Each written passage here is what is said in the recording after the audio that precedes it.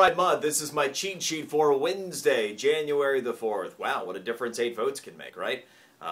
If this is not a reminder to get out there and vote, even in the primary, I don't know what is. Mitt Romney with that narrow win in the Iowa caucus last night by 8 votes over Rick Santorum, who did ride the momentum to a close second place. Be interested to see what happens going into North Carolina, or New Hampshire and South Carolina.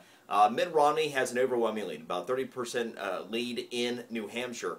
What will be interesting is to see if Michelle Bachmann, Rick Perry is now reconsidering, get out of the race before South Carolina. If they do, the most likely scenario is that many of their supporters would move in the general direction of Rick Santorum, and the closer that Rick Santorum can make a head-to-head race with Mitt Romney, more interesting the whole primary season will get. All right, let's talk about some stock market stuff now. All right, so heading into the fourth quarter of last year, I told you that based upon my research in history, we had a 90% chance of having a higher market for the fourth quarter of the year. Well, it turned out from the time I made that statement through the end of the year, the market was up 11%. We had been down for the year at the time I made that statement. Taking a look at new research right now, a couple pieces of information I'll throw at you real quick. In a presidential election year, on average, the stock market is up 9.7%. Remember, the historic rate of return for the stock market is around 8%. So all things being equal, presidential election years fare better than average anyway.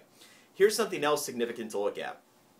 In presidential election years, if you end the first 5 days of January higher than you closed the year before, 87% of the time, the stock market is higher for the year.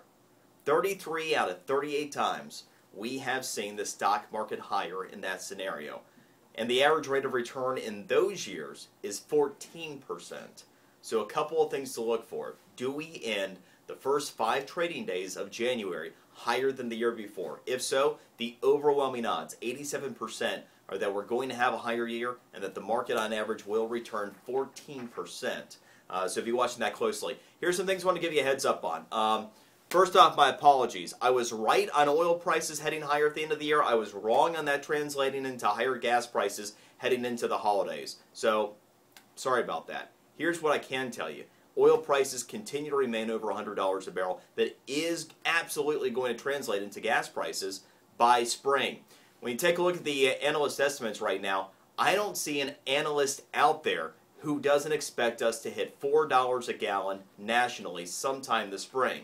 So what I'm telling you now is, if you are someone who does begin to get freaked out by higher gas prices, specifically that $4 a gallon number, now's the time you want to be considering car purchases. Because we know what happened every time we hit that number. You see a rush to the fuel-efficient vehicles. If you have an SUV or a less fuel-efficient vehicle, you don't get good trade-in value. Now is that time to prepare if you want to make a vehicle change because of higher oil and gas prices coming in the spring. Don't wait until everybody's rushing to do the same thing. It's a cheat sheet for today. We shall see you tomorrow.